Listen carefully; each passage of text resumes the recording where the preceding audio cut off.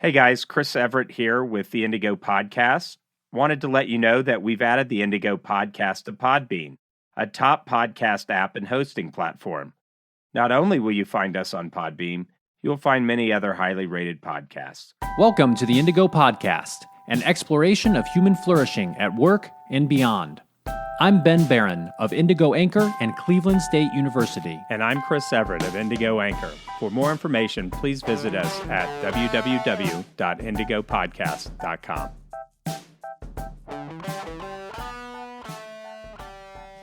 Okay, so today's episode's titled, Seriously?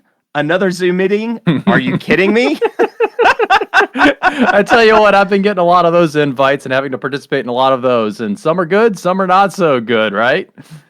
Oh boy, yeah. So today in the podcast, we're going to talk about the proliferation of online meetings. We're going to talk about some of the pitfalls and opportunities associated with those online meetings. And we're going to, of course, follow up with some implications that we see for people and for organizations. But what's really cool about today's episode of special note is we have a guest today joining us for the whole episode. And so we are so privileged and honored and pleased and downright tickled to have Lea Williams joining us here today. Yay, Lea! So there are many reasons why we like Lea, but you know, one of them is that Lea is a fellow graduate of the same doctoral program that I went through at the University of North Carolina at Charlotte. So she has her Ph.D. in organizational science from that fine institution. She also has her master's degree in industrial and organizational psychology from UNC Charlotte. She did her undergraduate work at Davidson College in psychology. And, you know, for her entire graduate time, so when she was going through grad school, she studied meetings, and she worked with the one and only Stephen Rogelberg, whom we will definitely have on the podcast at some point, and did a lot of work looking at all the different dynamics related to workplace meetings. She's passionate about all kinds of things related to evidence-based solutions for organizations. She loves nonprofits, and she has 2 greyhounds. So, you know, all kinds of cool things about Lea, right? Lea, say hi. Good morning. Thank you guys for having me. It's so great to hear a voice other than Chris's. Is it? I mean, I just get so sick of that guy. That's the real reason you had me on. I know that. It is. Hey, what's the name of your greyhounds for our listeners that are big dog They want nuts? to know. They want to know. We've got Lincoln and we've got a girl named Gracie. So they both came to us with their names, so we did not get to name them, but Lincoln and Gracie. They sleep more than cats, and they are loving this quarantine. I do have to sit away from them for my virtual meetings because they can be as annoying as children. So I have to take that into consideration when I've got a Zoom meeting. So that's an empirical question. I should send some of my children over to you and we'll test which is more annoying. No, I'm just kidding. My kids are not annoying ever.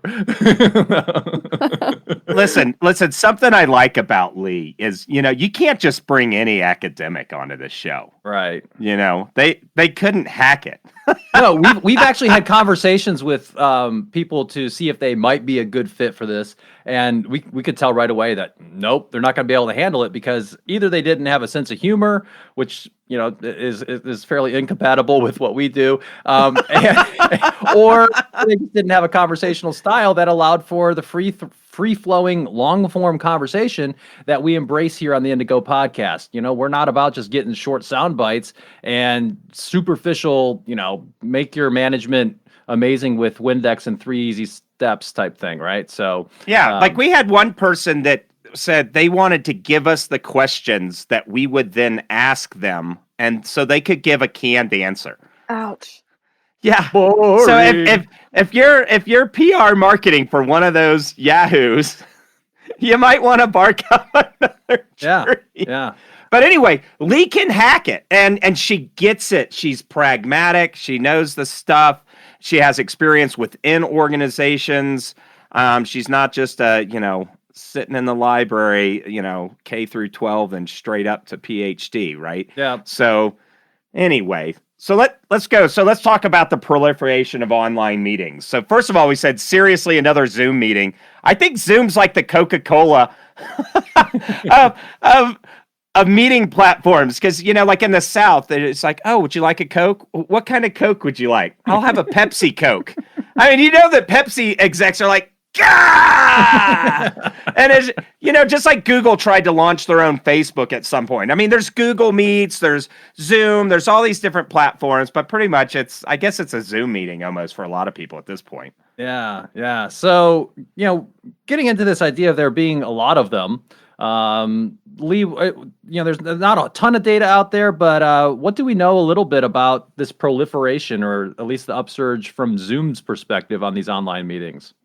Yeah, like you said, there's a lot more of them these days. So we found some data showing that there are more than 300 million Zoom daily active users. And God. that is just wild. I feel like we should pause for a second and take that number in. I mean, that's just crazy. And that is up 100 million from where they were in early April. And, around Christmas time, they're only at 10 million. So it is just wild how many more of these things are happening. Definitely more than the numbers that I was finding for my research when I was researching workplace meetings in school. But this Zoom has really taken off during these quarantine times. To put that in context, the population of the U.S. is like 320 something million. Yeah. I was going to try and pull that out, but I didn't have that information, so I didn't want to embarrass myself the first thing I said, So I appreciate that, Chris.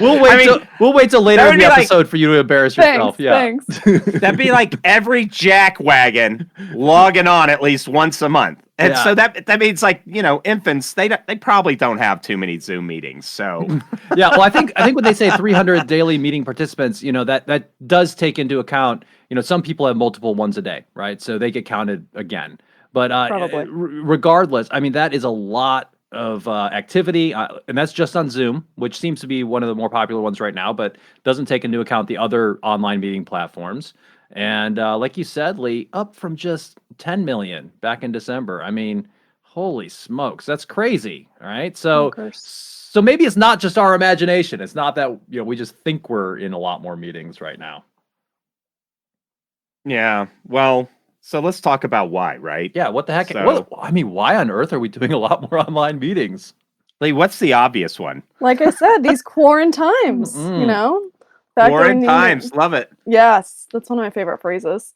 Work needs to go on. People are still trying to be productive. And we also know from research that meetings serve to, they kind of serve as a ritual in organizations. They're part of how we fulfill our socio-emotional needs that we get from meeting. And that even though we hate meetings, Stephen taught me that we hate not being invited to meetings even more than we hate meetings. So not being invited to meeting, you feel a lot of FOMO, right? You feel that you're missing out on important things going on in the organization. So we hate to meet, but we hate not to meet. So we're meeting a lot. Yeah. It's funny when you say that. I'm reminded of earlier, a couple months ago when I was teaching online. So, many universities, including mine at Cleveland State University, we halfway through the semester, we said, well, I guess we're not going to come back from spring break, and we're going to make everything online. Even if your course was in person, we're going online. We're going to make spring break another week and get ready. We're all going online. So we did that. And so I had a couple sessions, with my students. And in one of my classes, we had a live session where we were all chatting with each other about the course material and so forth. And one of the students, he said, this is like the most I've interacted with anybody in 3 weeks. And he was totally serious. Like, he wasn't trying to make a joke. And he was just like, thanks, this was good. And I was like, wow, that's, I guess, to me, I guess that's just, one little data point of how, we do kind of have this need to see each other. We are instinctually social as creatures. We talked about this actually in our most recent episode all about reopening after COVID. We get psychologically exhausted by repressing that desire to kind of see people once in a while, and perhaps, the video component of Zoom meetings is helping with that too. So, yeah. Yeah. Oh, and they're easy to schedule. Yeah. You just throw on it. There's no, well, I'm walking from building 5 to building 2 of the corporate complex to make the meeting. There's none of that. It's just, check that Outlook and schedule based on availability, right? Oh, Definitely. I feel like there's also, you can just ask somebody to hop on there. It's not a big deal. Whereas before, you kind of had to go through the when are you available? Can I ask your admin when you have time? And now it's just everyone knows that we're all home. So what else you got going on, And this is happening. I feel like, at least in my family, it's happening for work, but it's also happening for family. I can just FaceTime my mom or ask her. We've actually done a Zoom meeting with my mom and some other friends for happy hour, and just go on there and do it. yeah. Just assuming that she's sitting at home, The house party app. Have you guys done the house party app? I'm not that cool, Chris. Oh I'm man, the youngest one out of all of us, but I'm not that hip. So house party app, for those that you don't know, you can actually, because there's always these weird lulls in the conversation. You're like, yes, I'm lonely over here. I know I'll get my friends on a video chat. Cool. I'll get a little buzzed on some like cheap boxed wine that I've wiped down or whatever. And then there's a lull and everybody's just like, well, so do we hang off? Well, somebody can hit this dice button and there's a game that you can play. Like it throws out trivia to everybody and you can see how you do, or you play like the guess what I'm drawing stuff. Anyway, check out House Party. It's pretty good. It's probably another data collection tactic from the Russians or something, but whatever. Okay, so you can check that out at your own peril. As a parent, my data is very boring. Grocery store, home. Yeah. But Lee just mentioned that there is perhaps this perception that there's less of a barrier to call these Zoom meetings, and it's just like hey, let's hop on and do this. So we don't have data around that. It just could be a possibility around why there's a lot of these meetings happening and why there might be more of them even than we would expect in these quarantine times. So even pre-COVID, so I don't know, we're going to come up with maybe a way to mark time right before the early to mid March, at least here in the United States. Meetings were pretty common then too, right, Lee?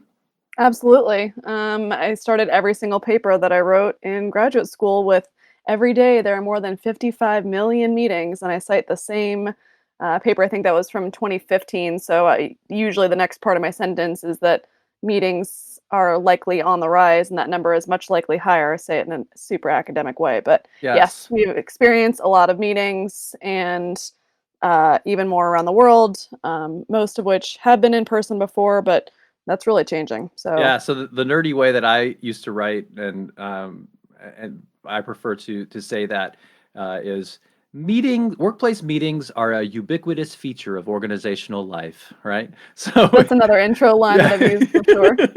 All of these sound disgusting, by the way. I can't just drop the honey badger in the first sentence, like you would, Chris. Oh man, we're gonna get stoned for that one. Some like honey badger don't care about your workplace meetings. Honey badger won't come to you anyway. Should make our own honey badger video about meetings. So one thing that we do know, so workplace meetings super common even before COVID. Then we kind of transition into this online environment, taking it all online. Those get really common, and as you get more senior in organizations, what we tended to see is that people tend to have a lot more meeting time demands. What I sometimes counsel executives around is, hey, like, to the extent that you can, try to be the master of your own calendar. Like, don't let it be dictated by everyone else, because otherwise you're going to get sucked into meetings all day long. You're going to have no time for yourself to actually think and ponder and be strategic. So, so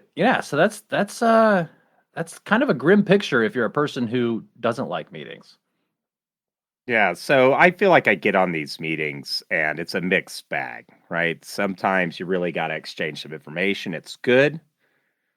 And sometimes it's just like nobody. I was on this lady had convened a panel of experts to help with a project. There was about 30 experts on there. She had no plan. She just said, does anybody have anything to say? The experts are like, cool, about what? And then she proceeded to lecture to the experts and then hung up. That was kind of the the short of it. But then others that, it could be really planned out. I don't know. What are you guys seeing? And probably a mixed bag as well. I mean, y'all can't see, but I was like literally covering my eyes when Chris was saying that, because the meetings researcher in me is just cringing at the thought of somebody getting on and not having a plan and that size of a virtual meeting. We'll talk about that later. That just makes me die.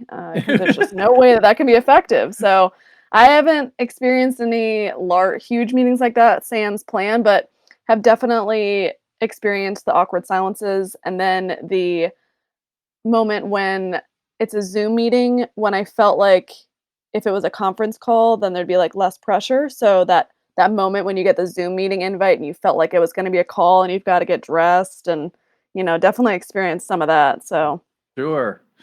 Yeah, it's I've had that person flushed her credibility. So and we'll get into prepping for these things, but there's a lot of risk. So, you're at home. As we talked, it's easier to set up a Zoom meeting or a video chat meeting. There may be more often because people are alone and they're having to sync more for work and that kind of thing. So it's more exposure to those times where, you just, you thought you're on the track to promotion and now you're not going to work here anymore type thing. What has been good though, one thing that I've seen, so I've had a lot of Zoom meetings with particularly with my faculty colleagues at Cleveland State University and elsewhere. And one good thing is that this has forced a lot of people to finally figure out the technology a little bit, right? Like it's sink or swim, baby. And people are, for the most part that I've been in, they're starting to swim, a little bit. And, so that excuse has been taken away. You have no other option. And, humans are adaptable and resilient when they have to be. And so, that's a good thing. Some of the worst meetings that I've been in online have been ones that have been, too large. You have people talking over each other, perhaps. Sometimes people will have lots of background noise that gets really distracting, or they'll, we'll talk about this later, but just, basic stuff around where you have your camera and what's in your background. It can be kind of distracting if you're trying to talk to somebody and all you're seeing is their forehead or up their nose. So, but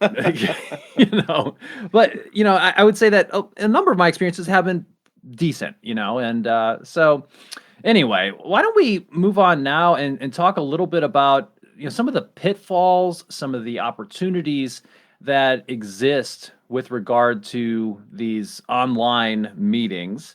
And, maybe we start with, some of the pitfalls here. So, so what are some of the pitfalls that we have?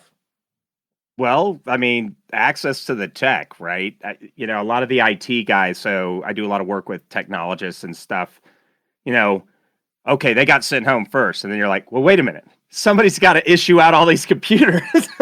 Put your pants on and come back to the office. And so there's this struggle for a lot of organizations. Can we access the tech to support our staff at home? We hadn't budgeted for this. How are we going to do it? Oh, look, everybody else is ordering laptops at the same time. So, I mean, that's a big piece. Aligned with that is also internet speed. So, before I moved out here to Park City, Utah, I lived in Nashville. And, people like to own land out in Nashville, have 10 acres, farm, they just don't mind commuting an hour and a half. I want to live as close to the office as possible. If I could just go downstairs, that's the ideal commute. That's exactly what I do. But that being said, some of those places don't have the fastest internet. Now it's becoming more ubiquitous. Elon Musk's on this big thrust to put satellites and internet everywhere, which is great. But, that's a challenge. Yeah. Yeah, definitely. And then, comes with that, we were kind of talking when we were preparing for this episode about this issue of not being able to capture the informal moments that happen in organizations since we're working from home. So we've done a pretty good job of scheduling these formal meetings. It's easier to schedule them, like Ben said earlier, but you're not kind of walking to the water cooler, as the metaphor has been for so long. So capturing those moments of knowing what's going on within the organization and learning about who's talking to who and who's in what meetings, just informally is not happening as much. So that a possible pitfall of that could be, this could be exacerbating the organizational divide and the hierarchies within organizations, because those that are not involved in as many meetings might not know about what's going on, and they don't have any way of finding that out kind of informally within the organization. Yeah, and I think that's a really interesting point. Just because even if you're having a lot of, online meetings, it doesn't replace the nature of actual human interaction in an organization. And what I used to say, and it has kind of a different connotation now, is I used to say, there's no replacement for kind of being in the same place and breathing the same air. Like now, if you said breathing the same air, I don't want to breathe your air. But the point being, if you are people in the same room or being in close physical proximity to each other can be helpful. And we're missing out on some of that, and it may disproportionately affect those who are lower in the organization hierarchically. One other pitfall, and we're going to talk about, how video is great if you can use it, and if you can require it and people have the access, that's great.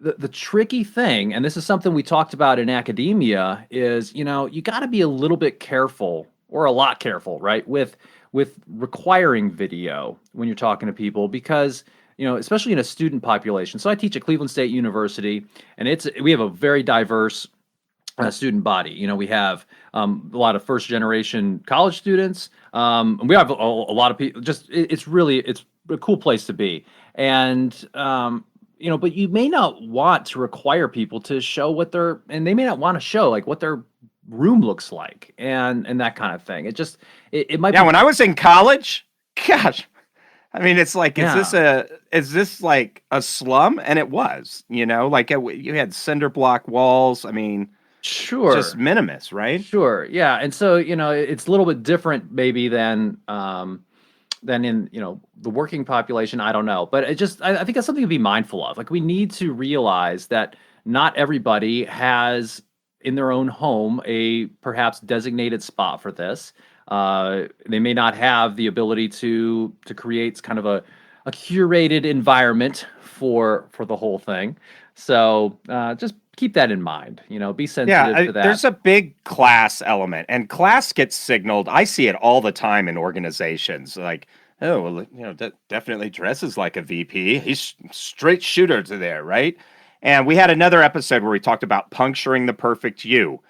A lot of people put on, where they go to work is a bit of the play stage of life, right? And everyone's an actor type thing. And so, I mean, I think there's some broken things with that philosophically, and from even a moral standpoint, but those kind of things can be highlighted. It doesn't matter where you came from. If you show up and can do a good job and you're a good person, I mean, yeah, come on, Yeah, yeah. I mean, it's kind of like, you always, you wear all that gold jewelry and are always trying to show off your wealth, Chris, and so that's just kind of, one thing I've noticed about you. Yeah, yeah, blings are us over here.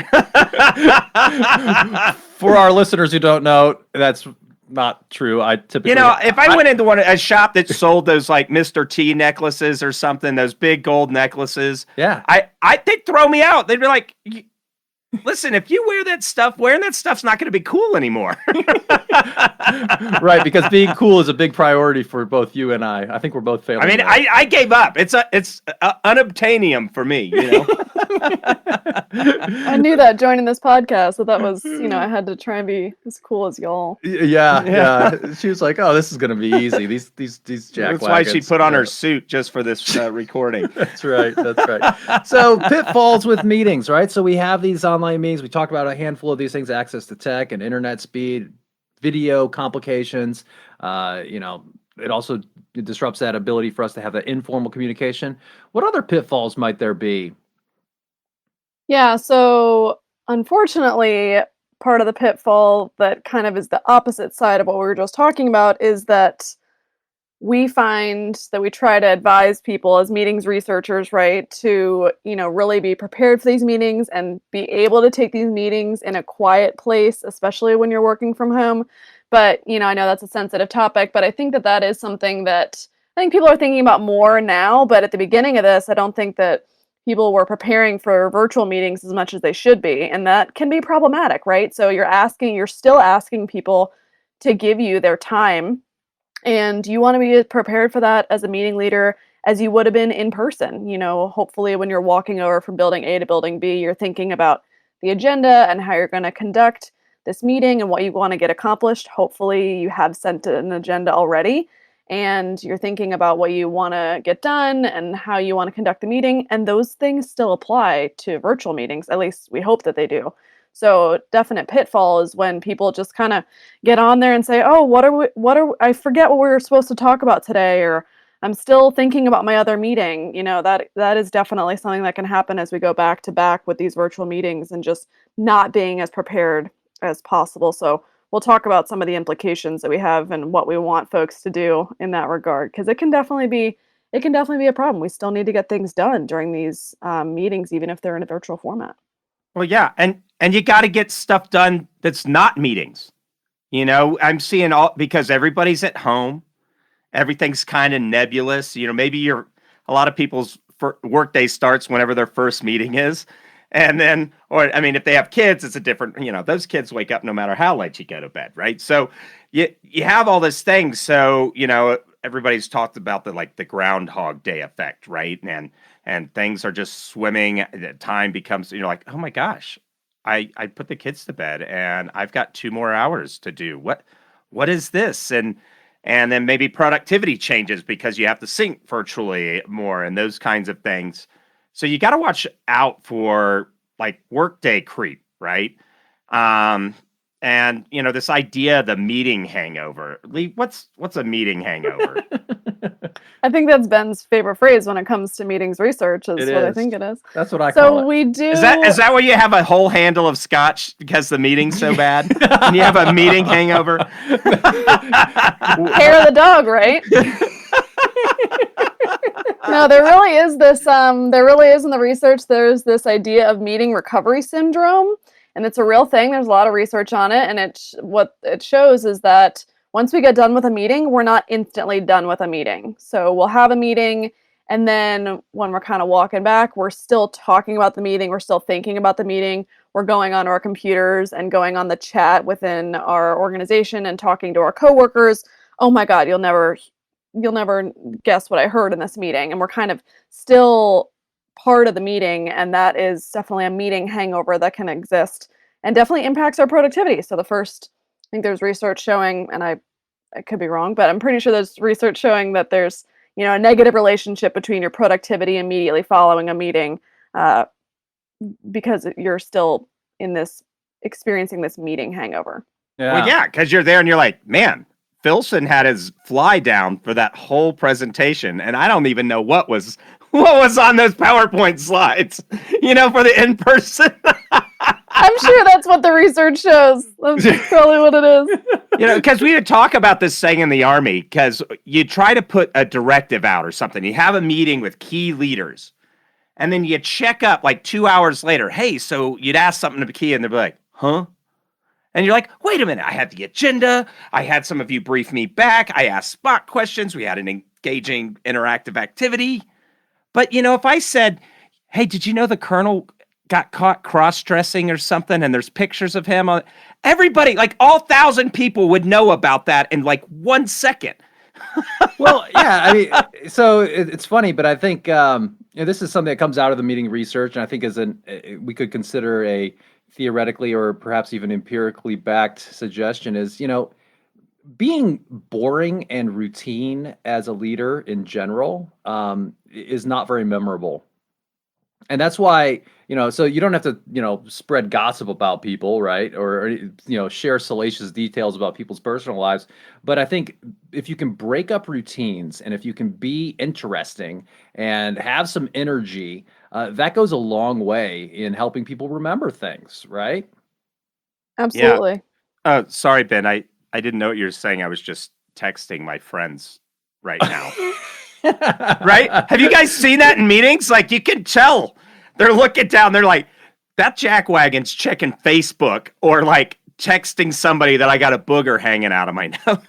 Yeah. Well, I mean, I have found that, in virtual meetings that I've been a participant in, sometimes it is kind of fun, especially if the meeting's dragging on, to text with another person who is in the meeting about the meeting. Yeah, look at this train wreck. Look at this train wreck. Can you believe what that person just said? This happens. And so it's this really funny little kind of, other way that people are communicating behind the scenes. But in addition to that, I mean, aside from kind of communicating in another channel with people who are in that actual meeting, it's also pretty easy to just, poke around at other things while you're in an online meeting. It really is. Yeah, I wish there was a freeze screen so I could just freeze my mug there, looking like I'm like I'm present, but really I'm like washing dishes or something. I've seen a meme of students doing that. I've seen a thing online about a student freezing her face so that you can't tell that, and saying my internet is frozen, freezing their face there, and then continuing to do other things. I mean, that's just genius. You gotta expect that. You want to be a next level genius, and there's probably an app out there, or someone's working on a way to make this easy. In like all the crime movies, when like the security cameras, like the first thing the criminals do is they like try to do something to the cameras so that it looks like it's on loop, and like so they don't see what's going on. If you if you could make it like where you could insert some sort of video that just kind of replays if you kind of like moving a little bit so that people think that you're still in the meeting. That could be another. I'm sure some of your students are working on that right now. They probably are. Yep. So yeah, but all joking aside, I mean, we really do find research shows that there are higher levels of multitasking during virtual meetings. That was a component of my dissertation. It was literally entitled "Why Do Employees Multitask During Meetings?" So I found meetings that stink. Yeah, that's exactly right. That's exactly right. We definitely found that workload was a predictor of when people multitask. So you got more work to do and you're in a bad meeting. Why not get some emails done that you've had to send all day? You really can't blame the person, really. I'm guilty of actually looking forward to a virtual meeting in which I felt like I probably wasn't going to need to participate very actively, looking forward to it because I knew that I was going to be able to catch up on something else during that time. There's got to be a big data thing. Like, have you guys ever seen a stream on Periscope? Like, so they're talking and there's like hearts will float up or a thumbs up emoji, right? This stuff's going on. So, but what if you could have like a visor, a contact lens that you could see. You're like, oh no, my meeting must not be going well. There's been 8 emails sent, 4 Facebook pages checked, and you just see the stats like there's low engagement because there's all this other. So, I mean, actually, that's a really interesting point. Obviously, we don't have that ability, but being aware of engagement levels, I think we'll talk about this more when we talk about kind of implications for people, but being aware of the engagement level in real time and trying to, change course if you need to is really important with regard to good meeting leadership. Yeah, it's definitely part of your job, right? To look around and see, oh, they're having side conversations. Oh, I can tell that person's on their phone. That should be a signal to you that you're not running a great meeting, unfortunately. You might be running a bad meeting. And I know I've heard people have told me, I guess, since I'm a meetings researcher, they've been excited to tell me that Zoom has some of those capabilities to be able to tell you how much, where people are on their screen during a Zoom meeting. I haven't looked into that, but I know that's a feature. Oh, I think Big Brother. Yeah, Big right. Brother. That's right. Like, Jeffrey, get your eyes on the screen. Karen, what are you doing? So I think some of that data is about to come out. So maybe there's going to be some interesting research done during this time for sure. Yeah, and then they'll throw the AI will give you tell a witty joke. We've prepared 3 for you. or maybe the AI will actually tell the joke for you or something in your own voice. Just take over the meeting. Yeah, put it on autopilot. This leader's doing a terrible job. Zoom, run my meeting. Engage. For Get those on trackies out there. Get on it, Silicon Valley. Let's do this. I'm sure that Alexa would be a great meeting leader. I feel sure. Yeah, I think so. I've had to actually explain to my children that Alexa and Siri are not real people, but yeah, maybe. So, in addition to all these other pitfalls that we've already talked about, there can just be some tech issues, right? Have you all experienced this? Yeah. Yeah. So people... The one-line answer. Yes. Pretty much. Bad video, bad audio. Lee has never experienced this. At the meeting research, she just attracts good meetings. Yeah. People bring their A game when they're trying to meet. Yeah. Maybe they do. Yes. You should make sure that before, especially if someone doesn't know you very well, make sure that if they invite you to a meeting, make sure you emphasize that you're a meetings researcher so that they really do, bring their A game. Yeah, but that should be in the signature bar that auto-populates. Please bring your A game. It's in my email signature. Yeah, exactly. Is it really? Meetings researcher is, so maybe I should just put a little parentheses up for that. Bring your A game when you meet with me. Yeah. Absolutely. Yeah, you could, so it's funny. I actually, when I talk about workplace meetings with my MBA students, one thing I have this slide and I have this kind of funny picture and I say, one thing that you have to remember as a meeting leader is that, you should run those meetings as if people are judging you, because they are, right? Yeah. They are making, subtle or not so subtle judgments about your competence, about your preparedness, about whether or not you give a rip about them, about their time, about their opinions. All of those different things are happening. And so this is a key opportunity for you as a leader to shine or to not, right? So, yeah, okay. Or as an employee, right? Yeah, well, for sure. Yeah. I mean, this is kind of that dramaturgical aspect of organizational life, right? If we want to get all flowery about it, but we are on stage, and so on that stage thing, you gotta. I mean, I've gone some days where I go from my nighttime pajamas to my daytime pajamas, and it's like. And the more snacks I consume throughout the day, maybe it's a larger set of daytime pajamas or something. But don't get on these meetings looking like hammered trash. I mean, you could be more casual, I think, depending on the norm in your organization.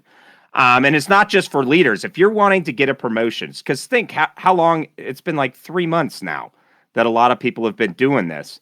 If you want to be pushing for that promotion or getting on a good project team or any of that kind of stuff, that kind of curating your appearance in as much as possible is an important thing you should do. Think about the kind of, and it's bad and people are so judgy, but our town got a new weather person, and can you believe how they look?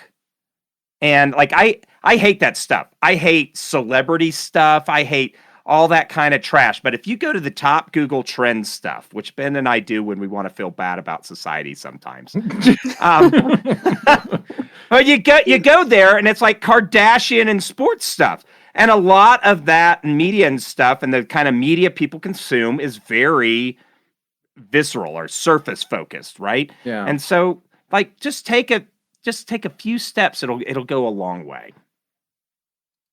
Well, thank God this is a podcast because I'm not dressed right now, so I'm not following your advice.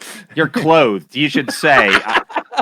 Come on, Lee. You're right. That's an important distinction. You're absolutely right. So for that, those of you who don't know, we do have video with us. And well, Lee, you're wearing a nice T-shirt and stuff. It's for the National Brain Tumor Association, right?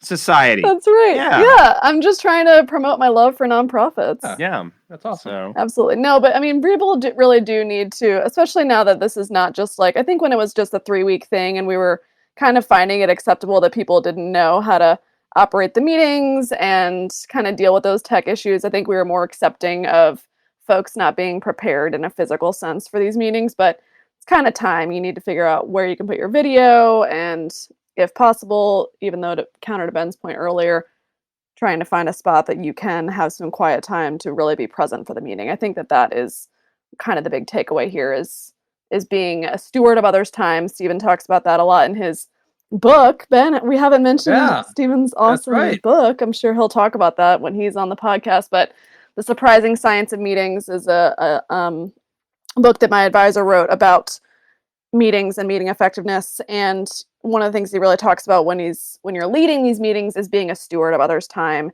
And if you can kind of adopt that mindset, you notice when people are multitasking, so you know to kind of move on, and you really think about how to use others' time appropriately. And I think part of that is being prepared yourself. I mean, that's just like the least that we can do, even in a virtual setting.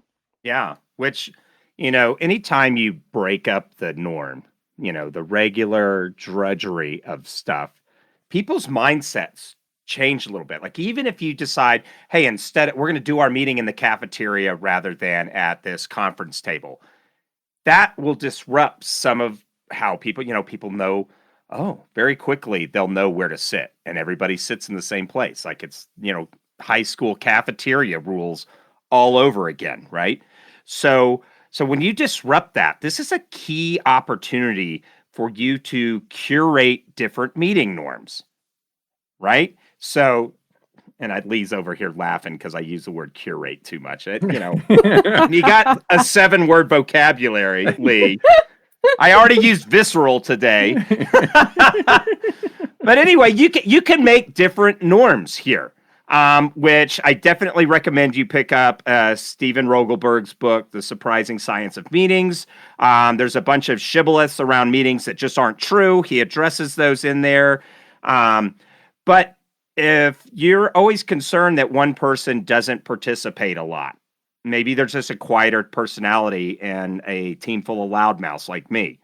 Well, you can start to disrupt that. And as a manager, you can, and I like that term curation, because you are kind of resetting how things happen. So when you do go back to that physical workplace, you can set the tone with, hey, the way we were operating was way better when we did meetings in the past. Because maybe you inherited a meeting and it already had a cultural norm, so to speak.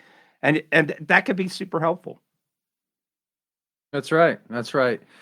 Yeah, and there may be an opportunity too here for, some better team tracking of some of the tasks, maybe using some of the tools that you have. You do have the opportunity, if everybody's on a screen, it actually can be really useful to all be looking, not only have the video, but also have a document which you're working on simultaneously with another person. Those types of things can be really cool. We were actually talking about this when we were prepping for this episode yesterday, where we were on a video chat.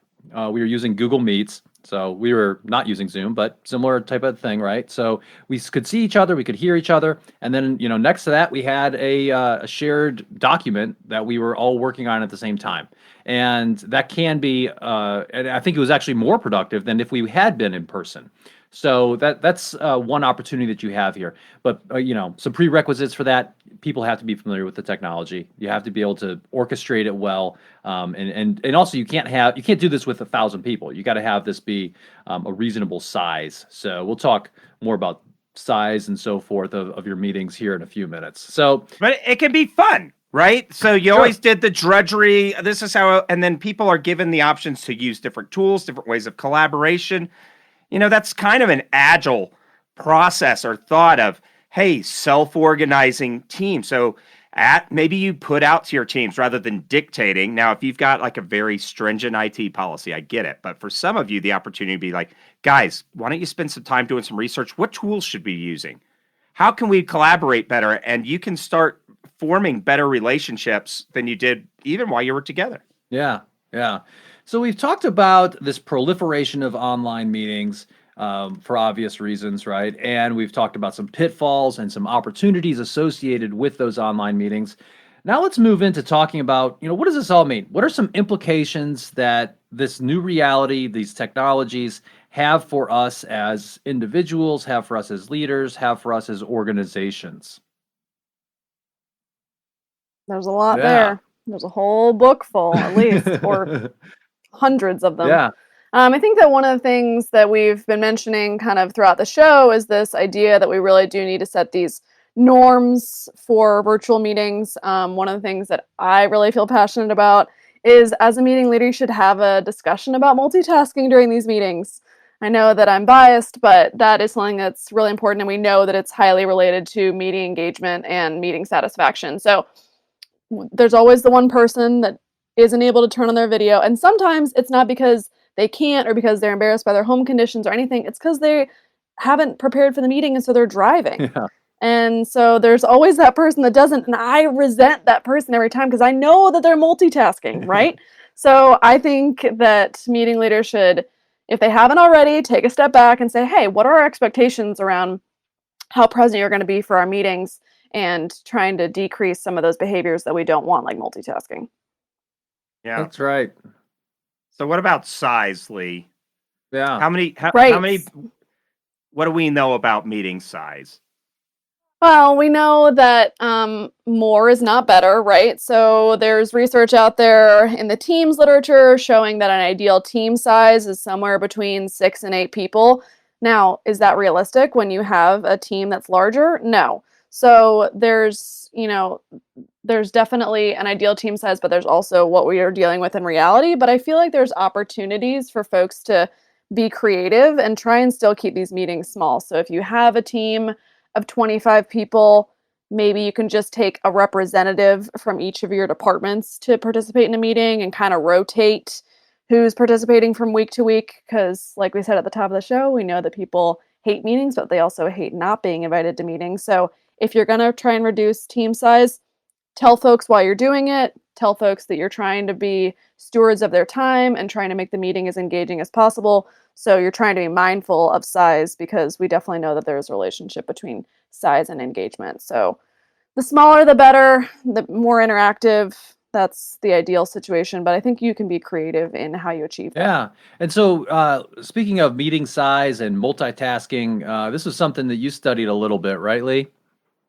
Absolutely. That was one of the things I was looking at in my dissertation, and that was one of the strongest relationships I found, was that there was definitely a relationship between meeting size and multitasking, and we know that part of that is from this kind of idea of social loafing, that when you have more people in a meeting, you feel less responsibility to kind of carry the weight of participating in the meeting. So you feel like you can goof off and look at your emails, like Ben was saying, looking forward to that meeting to just get emails done. I'm sure that was probably because it's a huge meeting, right, Ben? And that's part of why you feel like you can do that, because you don't feel as much kind of responsibility to carry forth the meeting agenda. So that's definitely one of the reasons that we feel like we see this relationship in the research. Well, anytime you got those large meetings, right, and somebody has it and they're not really in control, that's when the power numbskulls come out.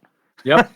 Power numbskulls. I did use that in my dissertation. Yeah, awesome. Or we can also known as, or closely related to, the loudmouth jackwagons, right? Yes, there you go. Man, you guys reading my disc?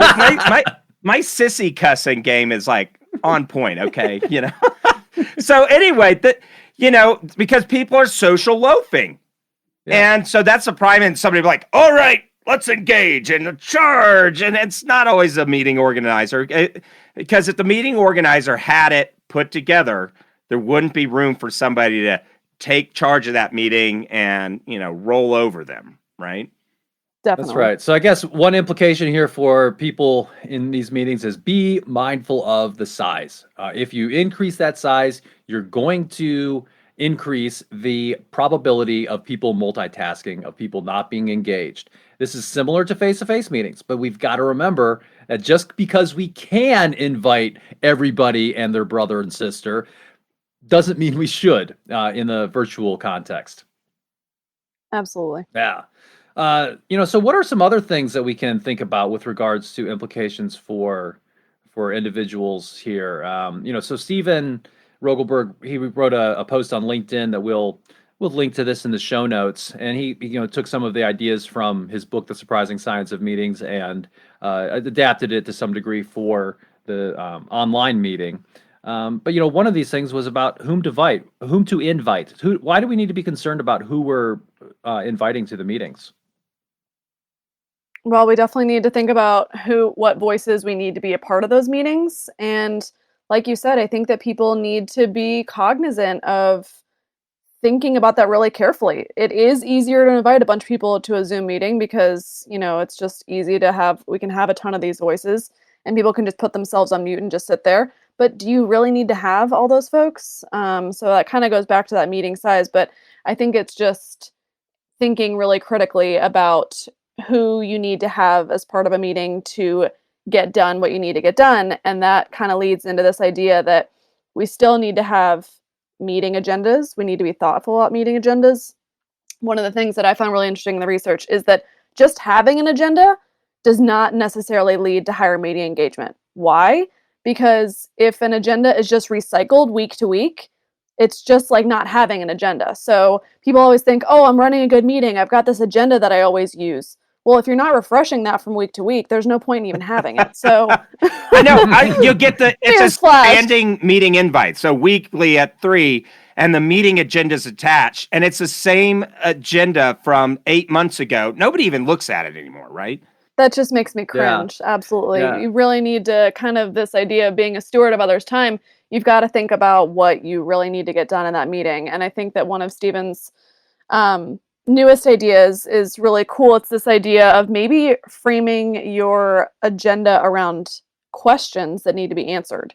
I think this is kind of he is a genius in that way. He really came up with this cool idea that if you kind of ask questions that need to be answered in this meeting, then you know when the meeting's done because you've answered all these questions. So it's kind of a neat idea to kind of refresh your meeting, like you guys were saying, that we really need to be able to shake norms up. So I think that that's something that meeting leaders can think about is that's a cool idea. Framing your agenda. And I think just going back to when you're talking about being careful about who you're inviting to the meeting and so forth, I think that's really important. And one thing that I was just reminded of. So I'm, as our listeners know, I'm also an officer in the Navy Reserve. So I participate in a lot of other meetings related to that work. This is not your grandfather's guard and reserve anymore. It's not just 1 weekend a month, 2 weeks a year. We do a lot every single day. And one of the things I participate in frequently are different phone meetings. And what's cool is that, for one of them, basically someone more senior to me said, hey, you guys should be, if you can, dial into this meeting. But in terms of us in our organization, we are in receive-only mode for this meeting. Don't speak up. Just join and listen so that you can get context about what the rest of this part of the Navy is doing. And I thought that was really good because it kept us from potentially disrupting that meeting by interjecting with stuff or whatever. But it also just created this expectation of saying, hey, the only reason that you're there is just to listen, and it kind of let them do their thing. So, even kind of taking a step beyond just whom you're inviting, you're also taking this step of saying how you should participate if you are invited. And maybe, you're in receive only mode, join us to help with context, or want you to be an active participant in this, and this is the viewpoint or perspective that we want you to share. I think that could be a really helpful way to think about this. So, sorry to digress from that, but you're talking about that's so you're talking great. about agendas and a couple other good points I think that you have here about some implications for how people should behave in these virtual meetings. Yeah, absolutely. So thinking about size, thinking about creating a fresh agenda that you send out ahead of time. Also, side note, asking for people's feedback on the agenda is really a best practice. So, hey, here's the meeting agenda. Does anybody have anything else to add? Really giving people a voice into what you guys are going to be discussing. Definitely a best practice. And then, as a meeting leader, I think that these meetings can get so boring. Having some sort of way to start the meeting that's kind of fresh. In person, we kind of think about even having music coming on when people are starting. I'm not sure how that would be in a virtual meeting. I haven't really tested that theory, but I think it's just kind of thinking of how to start this meeting. A couple minutes of checking in on how people are doing in this stressful time is still really important, even in a short meeting. So thinking about how you start the meeting well and end the meeting well are definitely important. No inappropriate videos. No inappropriate. I've seen guys get fired because they're like, they want, I'll start this meeting with a joke, and they put something on YouTube that's totally crass, and then next thing you know, somebody's got to take a box to them out in the parking lot, So, be calibrated. I'm just, if you're the kind of numbskull that's going to do that kind of stuff, don't say we didn't warn you. That's true. But I think to your point, Lee, start with some energy, start with something to help people. As I think Stephen talks about this in terms of, he calls it separation, right? So this idea of making people feel like they're doing something different now. We are no longer in, email mode. Now we're in our meeting mode, or if you're taking it to the virtual context.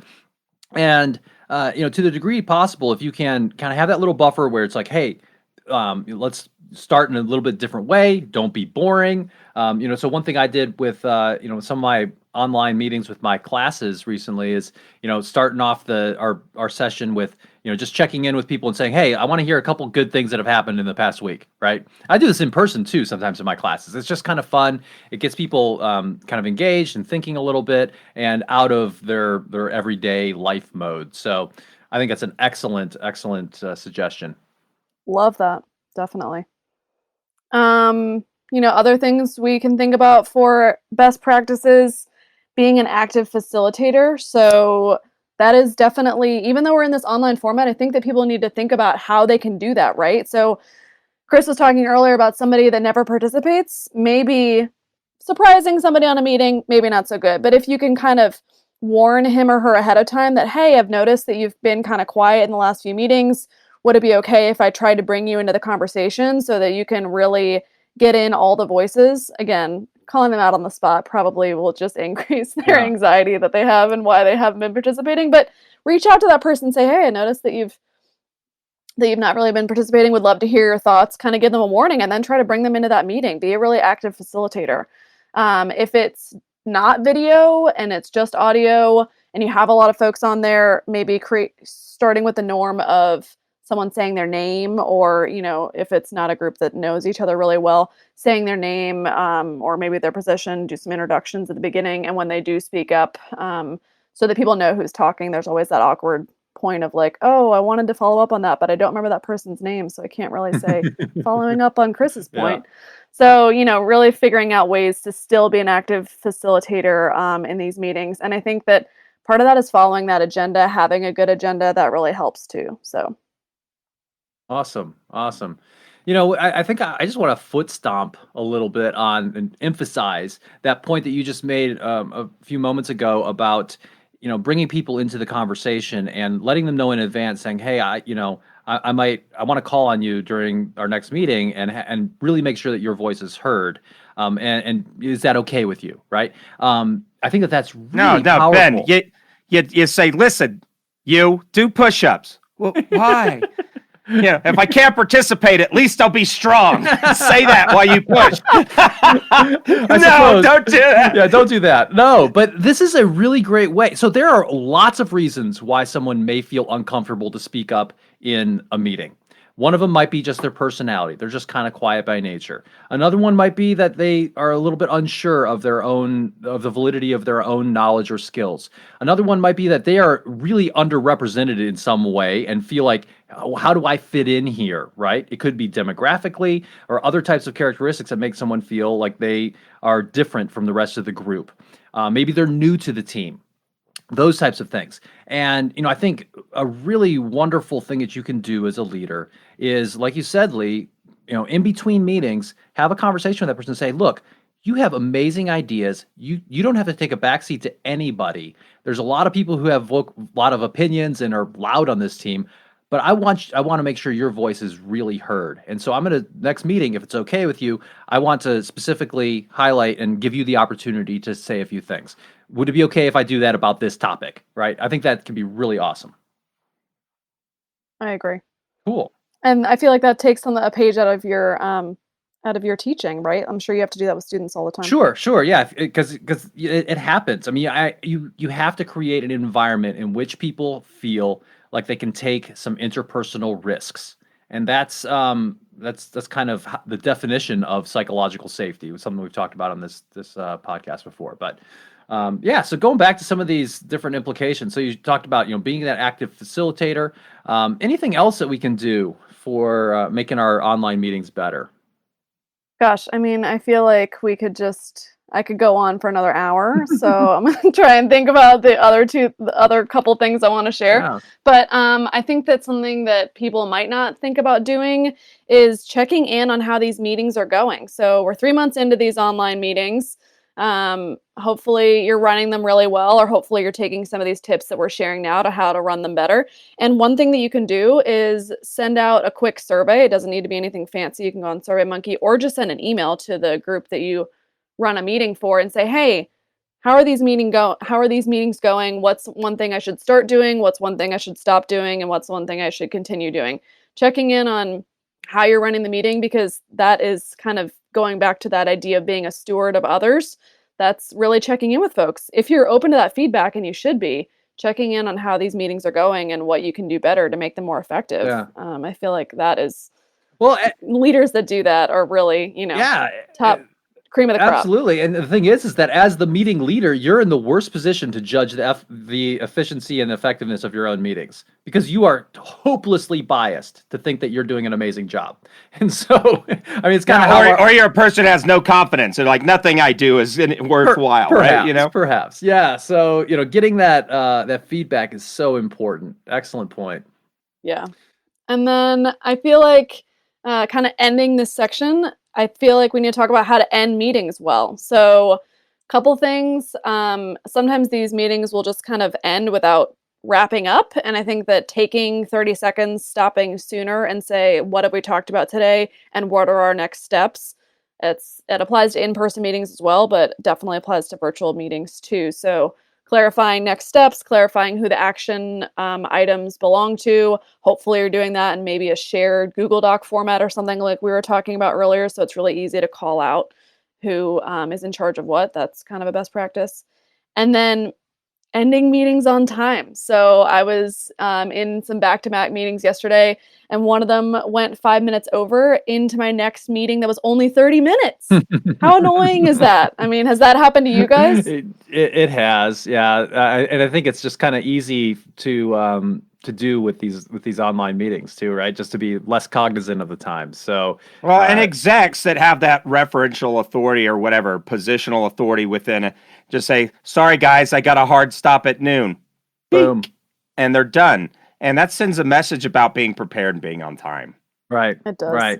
It Yeah. does. But if you're lower in the organization, you may not feel the audacity to do that, right? And so we need to be mindful and try to end those darn meetings on time, for Pete's sake, right? Cool. Definitely. And I think it's the best practice if it's, don't make a 30-minute meeting and don't make it a 60-minute meeting. You can make it, I think the default in Outlook these days, or you can change your settings too.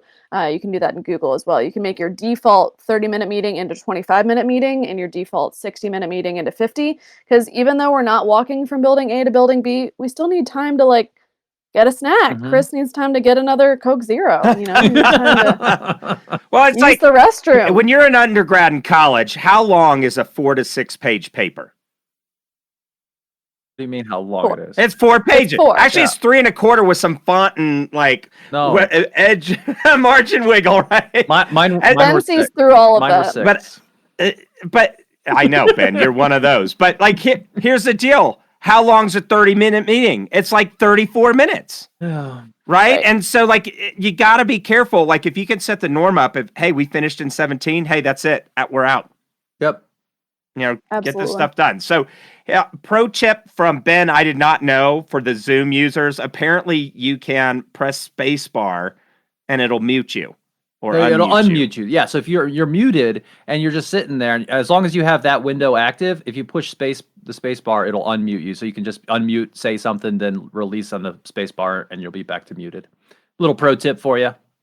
There's probably other so- cool I things. love We'd love for our listeners to send us a comment or other types of things related to just pro tips for virtual meetings, and we can share those in a subsequent episode. That'd be awesome.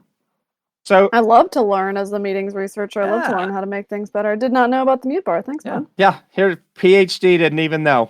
That's freaking great. Wait, Imagine that. I mean, I thought once you got your PhD, you knew everything. but- yes, so did I. Apparently. So let me bring up this other piece. So when you are on a video, everything is amplified. So you don't have to make these really big motions and stuff. If you wave your hands are probably off screen. So you might want to go on and Google some video acting tips, because you can curate some of that personas. Lots of video webcams and stuff have something so you can practice a presentation. If you have to say you're a CEO, you need to make a video presentation to 20,000 people that's live. Well, you probably want to practice some of that. Same thing if you are a salesperson and you're used to having those in-person meetings to build rapport. Google some of those acting lessons on how to build credibility through I mean, you have become a video actor at this point, which is different. It's super different. Yeah. Definitely. I mean, I think it's a good point. It probably makes people, some people are like, wait, I'm not a video actor, but no, you are presenting yourself in a way, and you need to be mindful of that. So awesome. So we've talked about some of these implications for people, for leaders running meetings. Now at the organizational level, what can we do? What should organizations do? What should they be thinking about trying to promote with regards to running good virtual meetings? I think that, it's easier said than done when organizations are just trying to stay afloat right now. But if you've got the room to do it, I think providing some sort of quick training about how to run these meetings effectively, maybe they can just share this podcast. Maybe. Maybe they can say, hey, your homework is to listen to this great podcast. No, I think that it's important for organizations to set norms around online meetings as well. What should happen, what shouldn't be happening. A lot of managers, and this is true of face-to-face meetings as well, don't get trained in how to run meetings, and it's a huge part of your job. I find that really interesting, that when you kind of go from being an individual contributor to a manager, one of the things you have to do is run meetings, and we don't necessarily get training in it. So I think that that's definitely a potential spot for organizations to make a real improvement is providing some training around how to do that. Yeah, and you got to follow up. You don't hand them a book on boxing and tell them to get in the ring. So if you want to have quality meetings, so one of the things, okay, that COVID came in, screech, we're all to a halt. Everybody's at home. Initially, we're a little bit less worried about productivity.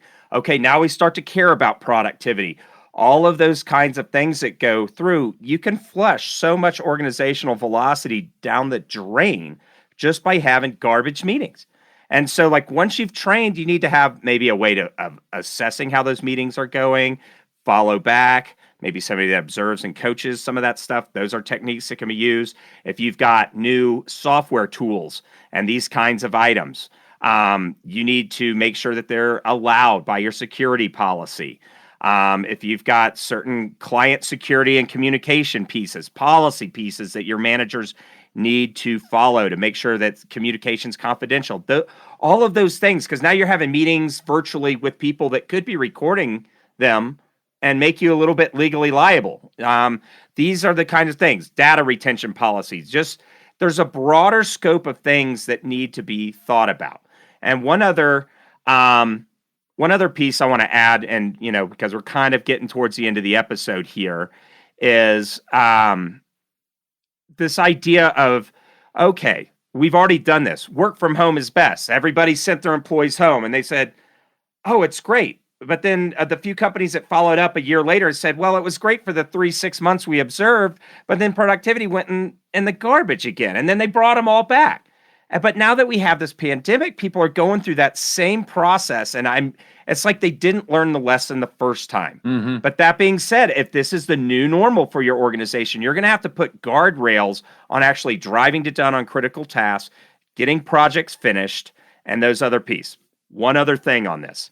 Social bonds, how you promote. It's really easy right now. You probably have a backlog of over 3 months worth of project materials, tactical items to get done. If you're doing all these things, you're checking on those meetings, everybody's getting super efficient at getting that critical work done. But you're most likely missing, and we could do a whole other episode, we probably will on this, you're missing the sensing functions. How you sense what your competitors are doing since everybody's kind of locked at their house. You're missing those social opportunities. How are you going to recognize new management talent or change up cross-functional teams? There's that soft social thing that you can have a hard time getting junior staff up into your management ranks, and you can start to get a gap and a hole in your leadership within your organization. Yeah, absolutely. Excellent points for sure.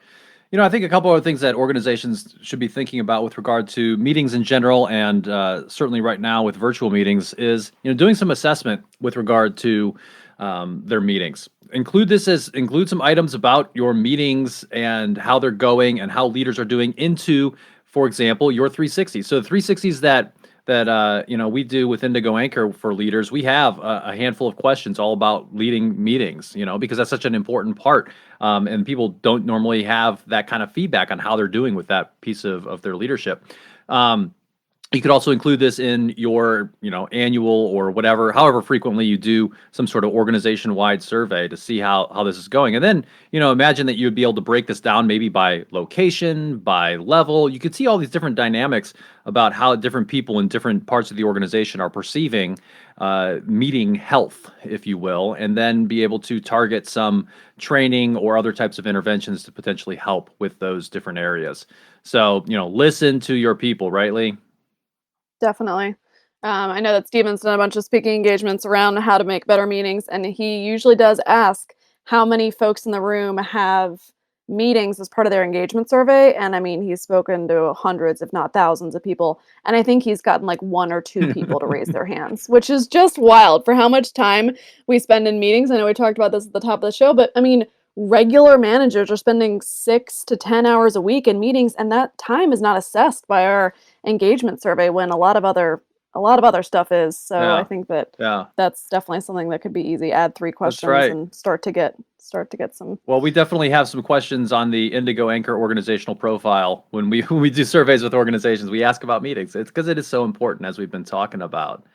Awesome. So, Chris, you had mentioned a couple other things you want to be thinking about in terms of making sure you have some security in place. If you, in terms of making sure that your IT house is in order with regard to virtual meetings. Anything you wanted to add on that? No, just policy. Check with legal. There's a whole bunch of stuff that every org's going to be different, but you want to make sure you get that and have that clearly communicated, trained, and followed up on with your key staff that would have that remit, right? Yeah, absolutely. So, today in the podcast, we focused on these online meetings. So, the ubiquitous nature of them, and it seems like they're part of our everyday life. We talked about this proliferation of online meetings due to COVID, and we're probably going to have them for quite a while here. We talked about some pitfalls and opportunities associated with online meetings and some implications that I hope are really helpful for people and for organizations. But I really, really want to thank Lea Williams for joining us today. She's an expert in this field. She's awesome. So thank you so much, Lea. And Lea, I'll let you have the last word. Any last words for everyone with regard to meetings or anything that you care to share? Gosh, such pressure after I was talking about how to end meetings well. Goodness. You can end it poorly. I give you permission. Well, Lea, think about that for a moment. But just because this is such a critical thing, it was actually my wife was Googling. It's like, I'm having a hard time finding real evidence-based resources on meetings. So if this is something that you or your organization needs help with, or if you have questions that were not addressed in this episode, we have experts like Lea, Ben, Stephen Rogelberg's on our academic advisory board. This is something that, we have literally world-leading expertise in that can help. And the key point is evidence-based. There's so much stuff out there that's just, one of the shibboleths is, we'll have an agenda. Well, if that agenda isn't alive, vibrant, and meets certain criteria, having agenda is just a check the box, and it's not going to do that. So if you need training, those kinds of items, that's something that we can either help you with or put you in contact with the resources that can. So, Lea, there you go. I bought you a few seconds. What? You teed me up. Thanks. Yeah. What do you got? I think the important thing is that you don't have to do a lot to make a big difference in how you run your meetings. I think that meetings are done so poorly. It's part of the reason that Stephen and I love researching meetings, because there's such a huge amount of room for improvement. So I know we've thrown a lot of information at our listeners this last hour, but take 1, 2, 3 things max that you want to try and institute in your meetings that are evidence-based, to Chris's point. And go for it. I think that, just trying a few things, you'll see a big return on your investment. So that's what I want folks to take away, is committing to trying 1 or 2 things over the next 30 days or so and see how it goes. Thanks, Dr. Williams. Thank you. Thanks for having me. Thanks for listening to the Indigo Podcast. If you like this podcast, please consider helping us by rating us on Apple Podcasts or wherever you listen, telling your friends about us, having us on your podcast, or mentioning us on social media. Our website is www.indigopodcast.com, where you can access more information about us and this episode. Thanks again, and we look forward to talking with you again soon.